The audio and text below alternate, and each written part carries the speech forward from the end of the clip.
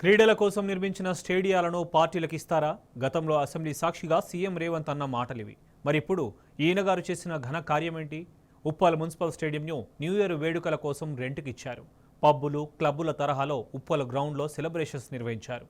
Uppal municipal గ్రౌండ్లో పార్టీకి వచ్చిన వాళ్లంతా కంపు కంపు చేసి వెళ్లారు. పొద్దున వాకింగ్కు వచ్చిన వాళ్ళు చూస్తే గ్రౌండ్లో అన్ని మద్యం సీసాలు, ప్లాస్టిక్ వ్యర్థాలు, చెత్తా చెదరం దర్శనమిచ్చాయి. మందు పార్టీలకు స్టేడియం అద్దెకిస్తారంటూ సోషల్ మీడియాలో జనం రేవంత్ సర్కార్ను ఏకిపారేశారు. అటు స్థానిక బీఆర్ఎస్ నేతలు కూడా తీవ్రంగా మండిపడుతున్నారు. క్రీడలు నిర్వహించాల్సిన ఉప్పల్ మున్సిపల్ గ్రౌండ్లో మందు పార్టీలు నిర్వహిస్తారా అంటూ చిలుకానగర్ బీఆర్ఎస్ నేత బన్నాల ప్రవీణ్ మండిపడ్డారు. ఈ ఈవెంట్కు అధికారులు ఎలా అనుమతి ఇచ్చారని ప్రశ్నించారు.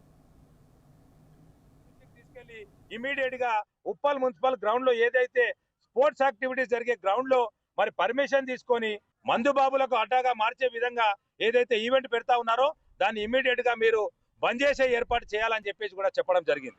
ఇదే కాకుండా సిఐ గారికి, ఎలక్షన్ రెడ్డి గారికి కూడా చెప్పినాం, అన్న ఇది అనాథరైజ్డ్ గా మరి ఇక్కడ ఎక్సైజ్ సిఐ గారు ఎట్లా పర్మిషన్ ఇచ్చినారో తెలీదు, ఇది మీరు ఇమీడియట్ గా ఆపాలి, లా అండ్ ఆర్డర్ ప్రాబ్లం వస్తుంది, మందు బాబులకు ఇది అడ్డాగా మారుతుంది, ఇది బంద్ చేయాలని చెప్పేసి సిఐ గారి దృష్టికి కూడా తీసుకుపోవడం జరిగింది.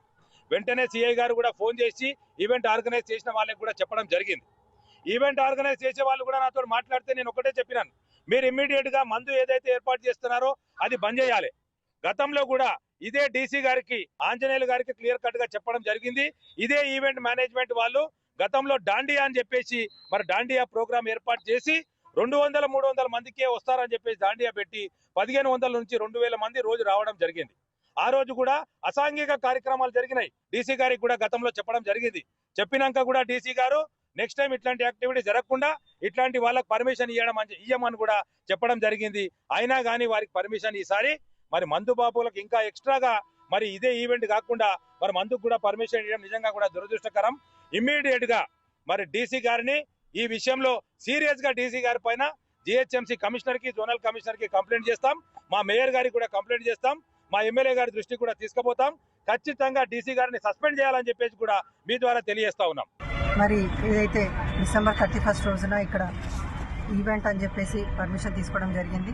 మరి ఈవెంట్ కాకుండా మరి ఇక్కడ జరిగిన మందు పార్టీ గురించి మరి ఈరోజు ఇక్కడికి వచ్చి మేము గ్రౌండ్ అంతా తిరిగి చూడడం జరిగింది.